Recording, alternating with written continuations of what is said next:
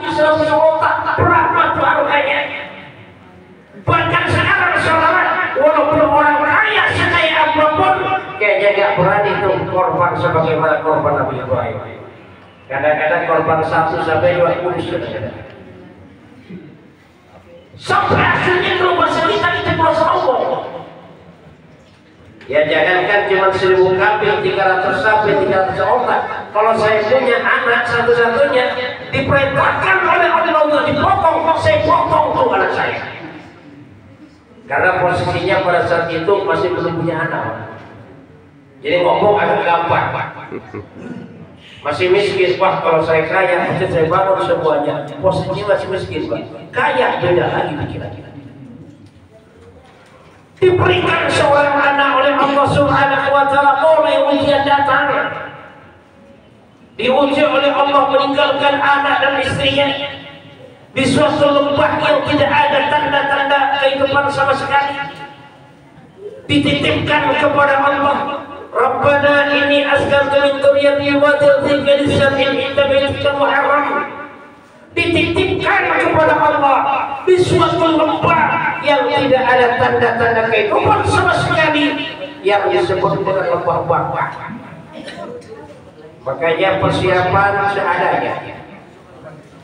Tetangga kagak ada, warung nggak ada, Pak. Berdua jauh rumahnya. Karena perintah Allah ditinggalkan oleh Nabi Ibrahim. Makanya setelah semua udah habis, air susunya kering, anak nangis, Pak. Yang namanya seorang ibu ditangisi anaknya, bingung terus diajar. Sehingga bagaimana pertolongan Allah? Nabi Ismail sambil menangis menghentak-hentakkan kakinya ke tanah, maka tumpahlah suatu mata air yang akhirnya disamperin oleh Siti Hajar, dikumpulkan saudara dengan bahasa Ibraninya Zam, sampai sekarang dikenal dengan yang namanya sumur Zam. Ini pohon daripada Nabi Ibrahim. Setelah 13 tahun kumpul sama anaknya, dilihat anaknya sudah gede, tumbuh kecintaan kepada anak, diuji lagi oleh Allah Subhanahu wa Ta'ala lewat mimpi. Ya Ibrahim, aufi bi ahdi wa Ibrahim, tunaikan janjimu. Maka malam pertama Nabi Ibrahim masih dengan kebimbangan. Apa benar Allah perintahkan untuk menyembelih anak saya? Makanya daripada Allah Subhanahu wa Ta'ala, penyembelihan Pak mau dilaksanakan. Makanya pagi-pagi Nabi Ibrahim bilang sama istrinya, wah istriku, tolong anak kita ini datang yang bagus, mau saja ke jamuan. Supaya apa? Dibuangin ke jamuan supaya tak kaget ini istri. Berjalanlah ke bukit tempat penyembelihan. Maka pada saat itu Nabi Ismail berjalan di depan, Nabi Ibrahim di belakang dengan bawa seutas tali dan pisau. Pada saat itu iblis mulai main. Ibrahim kata iblis, kamu mau motong anakmu sendiri? Orang tua macam apa kamu Ibrahim? Anak sudah kamu tinggal bertahun-tahun gak diurus, pulang-pulang mau kamu potong ini anak, tinggal pakai jam Ibrahim. Emang kenapa kamu mau motong anaknya? Makanya Nabi Ibrahim, ini perintah Allah, mendengar ini perintah Allah, kabur untuk iblis.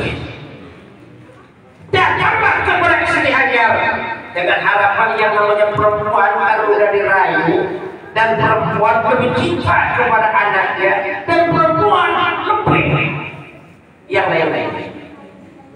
Datanglah kepada Siti Hajar, wahai Hajar, ini suamiku memotong anaknya sendiri. Udah halangin saja, jangan sampai kamu punya anak-anak satu-satunya, kamu besarkan sendirian, kamu urus sendirian. Giliran sudah besar, kamu potong tuh sama bapaknya sendiri. Udah, kamu halangin sekarang. Maka Siti Hajar nanya, iblis, memangnya kenapa suami saya mau potong anaknya sendiri? Yang iblis katanya sih perintah Tuhannya. Apa jawaban Siti Hajar, wah iblis? Kalau memang itu perintah Allah Subhanahu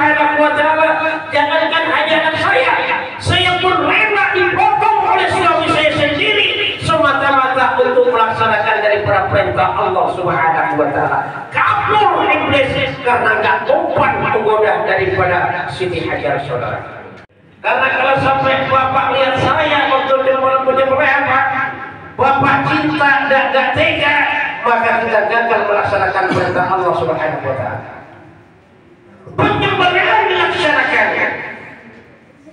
Pisau saudara sudah ditekan oleh Nabi Ibrahim, digesek-gesekkan di leher Nabi Ismail, tapi ternyata tidak melukai sama sekali.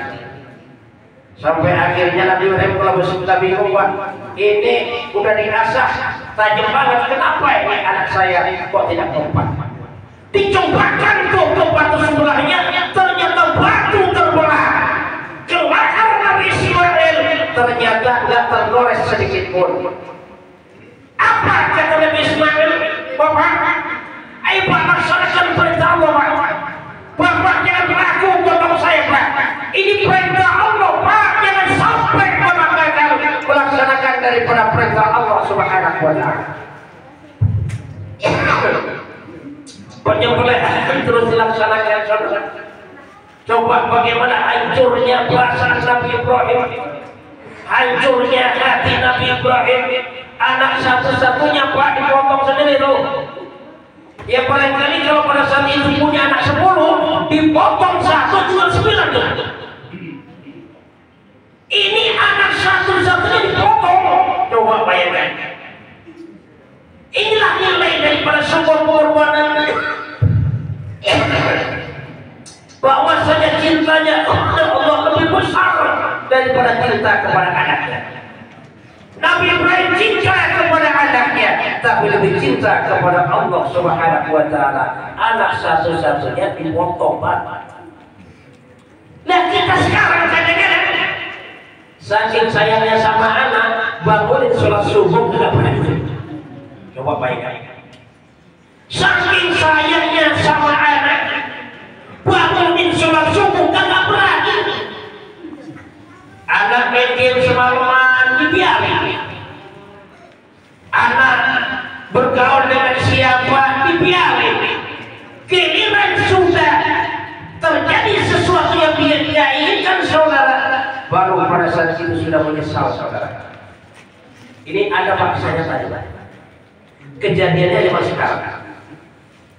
Ada seorang anak selalu panjangkan, itu ada perempuan. Sekarang sudah SMP, buat duit bisa. Sehingga kalau sudah minta duit, gak dikasih, ibunya dipukulin, Pak. Coba bayangkan. Ibunya yang ditendang, yang dipukulin. Dan adanya lagi bapaknya bela anaknya, gak bela istri. Sekarang ibunya masuk rumah sakit. Itu sudah apa? Kalau minta duit dipukul, ibu-ibunya ditendang, ibu-ibunya dimaki-maki, ibu-ibunya. Kenapa terjadi yang semacam ini, saudara? Jangan-jangan terlalu cinta kepada anaknya sehingga dia tidak bisa atau bahkan tidak tega untuk memarahi anaknya, saudara. Hadirin yang dimuliakan Allah Subhanahu wa taala, Nabi Ibrahim hancur hatinya karena perintah Allah Subhanahu wa taala tetap saja. Dia lakukan penyembelihan. Dia sambil bertakbir dengan ucapan Allahu Akbar, Allahu Akbar, Allahu Akbar. Merasakan, saudara, ada leher yang terputus, darah muncrat kemana-mana. Dia merasakan anak saya sudah terputus lehernya, anak saya katanya muncrat kemana-mana. Udah matilah anak saya sekarang. Perasaan seorang bapak motong anaknya sendiri, padahal itu satu-satunya anak yang tidak ada lagi pada saat itu. Maka di tengah-tengah takbirnya, saudara, Allahu Akbar, Allahu Akbar, Allahu Akbar. Maka sebelahnya pun ada yang jawab La ilaha illallah, Allahu Akbar. Setelah ada yang jawab Allahu Akbar, wallahil hamd. Ternyata setelah dibuka matanya, yang dipotong domba. Sebelah kanan malaikat Jibril, sebelah kiri, saudara, Nabi Ismail alaihissalam. Itulah pengorbanan. Makanya, Pak, yang namanya perintah Allah itu tidak ada yang merugikan. Perintah Allah itu bentuknya ujian. Tergantung bagaimana keimanan kita kepada Allah. Kenapa? Ibu-ibu bubar nih. Banyak juga. Allah alaihi wasallam. Melaksanakan daripada ibadah umroh yang diterima oleh Allah Subhanahu wa taala. Hadirin yang dimuliakan Allah Subhanahu wa taala, inilah pembicaraan singkat. Mudah-mudahan Allah Subhanahu wa taala berikan kepahaman kepada kita. Semakin hari semakin taat kepada Allah, semakin hari semakin istiqomah dalam kebaikan, semakin hari semakin rajin ibadahnya. Yang biasanya sholat berjamaah masih awal-awal, mudah-mudahan digerakkan hatinya untuk istiqomah. Mudah-mudahan yang malas majelis taklim digerakkan hatinya rajin majelis taklim. Sampai kapan? Sampai akhirnya meninggal dunia saudara dalam keadaan husnul khotimah, selamat daripada api neraka dan masuk surga tanpa dihisab oleh Allah Subhanahu wa taala. Amin ya rabbal alamin. Asyhadu an la ilaha illa anta astaghfiruka wa atubu ilaik. Wassalamualaikum warahmatullahi wabarakatuh.